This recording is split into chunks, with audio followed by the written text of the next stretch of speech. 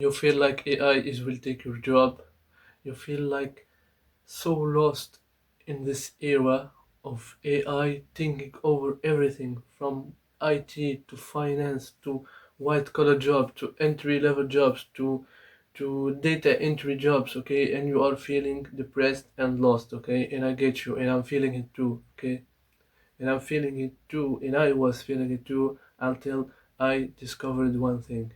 Okay, one thing that changed all my mindset. Okay, in whatever era that's going to be, that's going to come, replacing or not replacing. Okay, you are valuable in yourself as a high computational power that you have is your brain. Okay, your brain is irreplaceable. The ideas that your brain generates and the complexity of how your brain works, okay? No AI and no supercomputer will achieve that, okay? Not in the foreseeable future, okay? And that is your advantage these days. Your brain, okay? Your brain and the ideas that you will get and the ideas that will permit you to use that AI that will replace you. You become a user, you become a controller. It becomes your slave, okay? It you take control of it and you use it and you channel it and your energy into some goal, some certain goals that you set for yourself by using that technology, okay? Because it's all technology at the end of the day, okay? It's all technology, but biology will always surpass that technology, okay? Because biology is the foundation, is the power that accelerates and converts those ideas to use into that technology to produce the results that you want, either a vibe coded app or any system that you will produce that will generate you money or do whatever goal that you want to achieve, okay? And I'm telling you this because your mind is a high computation, has so high computational power. No AI agent will catch up to it in the foreseeable future. And that is why I'm making this video, to make you feel that you are valuable, because you are, okay? You're just not utilizing your added value properly, okay?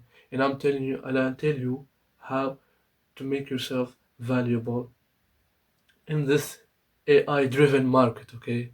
So, to make yourself valuable, okay? What is your added value? You said your brain, okay? So, to make yourself valuable is to add as much value to that thing that makes you valuable, okay? And to optimize it, to add as much value to it, is to take good care of it, okay? To take good care of it, so it converts anything that you want into high quality results, okay? So it becomes an efficient source of energy and source of ideas, that the only outcome is success, okay? The only outcome that your brain will produce, if it's optimized enough, if it's good, taken good care of, okay, will be good quality results, good quality thoughts, good quality ideas, good quality opportunities, okay? Because opportunities are always present in our lives, either in the internet, either in our network, our circle, either in things that you see around you, okay? It's all about how you perceive things and how detailed detailed your brain is, okay? Because a brain that is accustomed to doom scrolling, to doing so frivolous activities, and your body is always consuming low quality food, processed food, okay? That combination of a low quality body and mind will produce nothing more than low quality output, okay? And we want you to produce good quality output, okay? And to do that, there are certain things that you have to do. In this video I will talk about the most important thing, okay? Because it will take hours and hours to tell you things that you don't even know about how to optimize your brain, okay? And we'll do it in every video, okay? We'll talk about some certain things, and if you watch all of them, you can get the most out of it, okay? But in this video, if you were to watch only this video, okay, and I'll tell you to sleep better, Okay, just sleep better. Okay, and you're telling me I'm already sleeping, I'm already that. No, you are sleeping. Okay, you are sleeping, even if you're sleeping 8 or 9 hours. Okay, it's not about the quantity, it's about the quality of your sleep. Okay, so if you're sleeping less than 8 hours, okay, you have so many, you have a problem to fix before I tell you everything. Okay, the problem is the quantity. Okay, so you get the quantity in check between 8 and 9, preferably 9, because your sleep is in cycles of 90 minutes. Okay, and the best cycle that you want to get is the middle cycle. Okay, so it's in 3 cycles. The middle cycle, the one that your brain saves its information, the one the brain that regenerates and generates ideas. It throws out dead content in your brain. Okay, the doom scrolling content, and leaves only important information. Okay, and it generates ideas while you're sleeping. Okay, so there's a story about Einstein, how he became this incredible scientist, and how the way he approaches work has blown my mind. Okay, so what we do, so when he's solving an equation, in the process of solving it, okay, he will do his work. He will begin solving and searching for patterns and getting the equation and the formulas. Okay, and his rest, his rest, his rest concept was, he leans into his chair. Okay, he holds an apple in his hand. Okay, he holds it. He leans into his chair. Okay, and he starts sleeping. Okay, and then when he sleeps,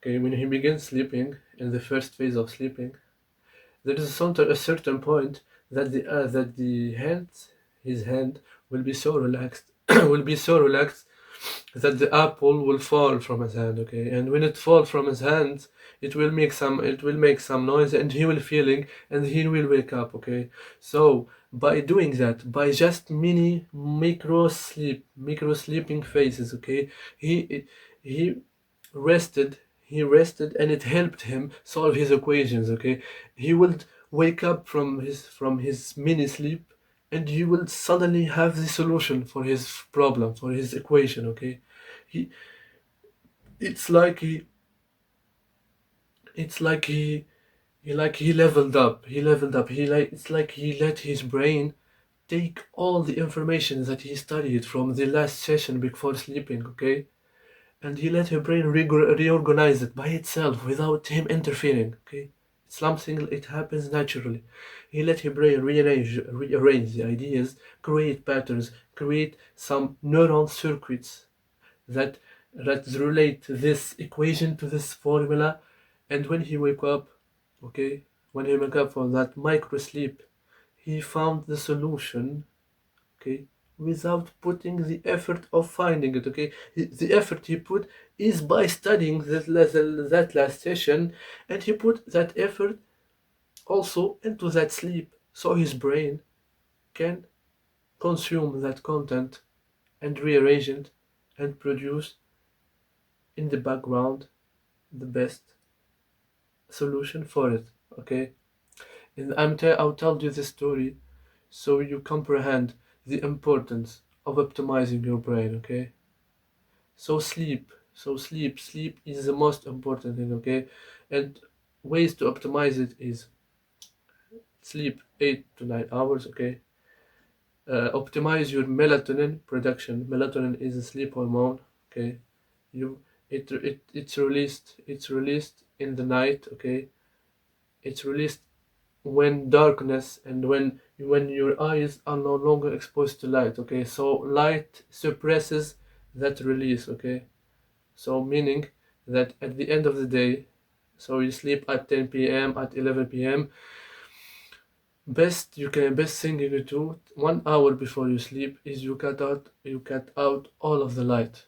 Okay, so you can let that melatonin be produced. Okay, and the more it is produced, okay, and not suppressed by light, because your brain doesn't know the difference between the light of the sun and the light of your screen. Okay, so the light of your screen, it considers it sun in itself. Okay, and when it's sunny, your brain won't release that melatonin, because because in the brain, it's if it's like sunny, like the day hasn't finished yet. So we won't produce melatonin. So you won't make you sleepy.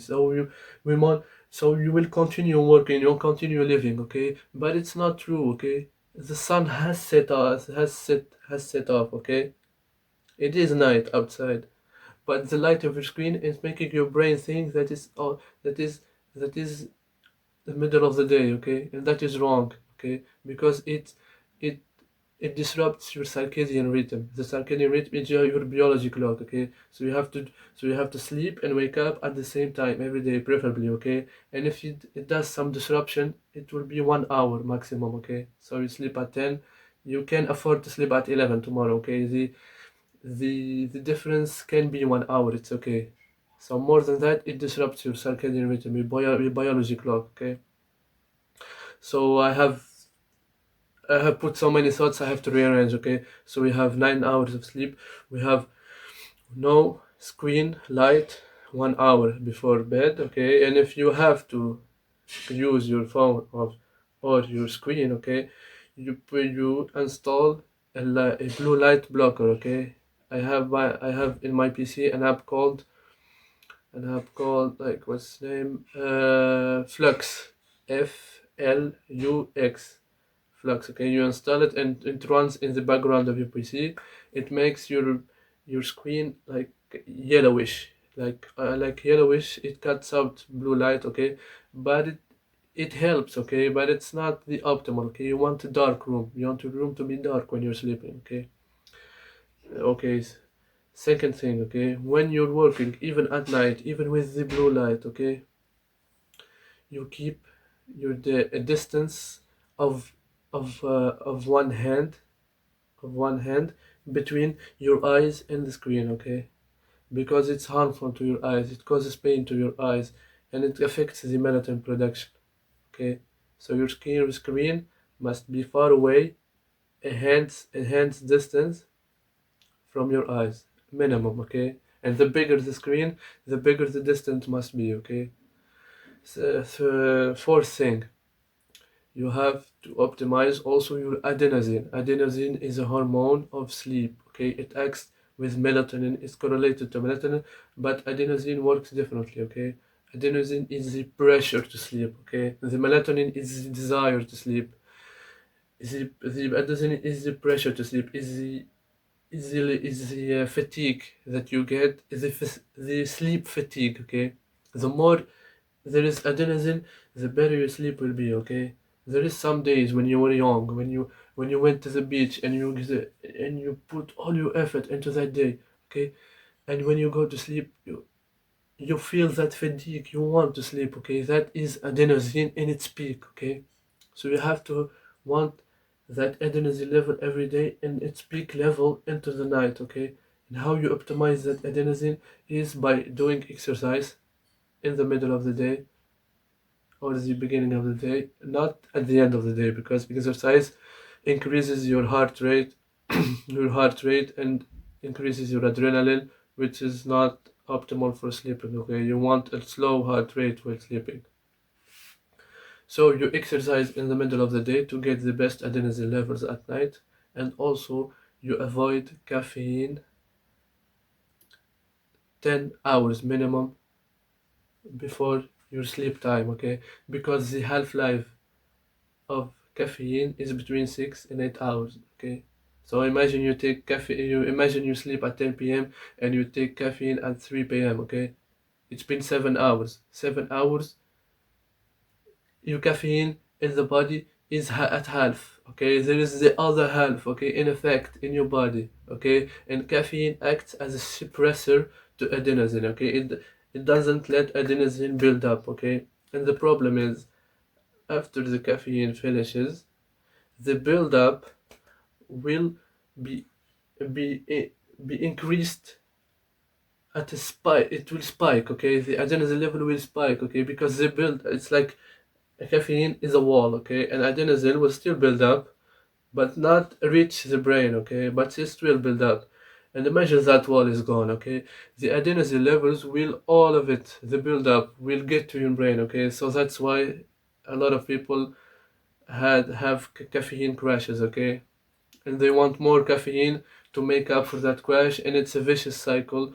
And caffeine is the one suppressor and the one killer of sleep, okay? Caffeine not used correctly is a killer, okay? Because it affects your sleep very, very badly, okay? I hope you get those four advices into your brain and you execute them, and I'll see you in the next videos, and I hope you win.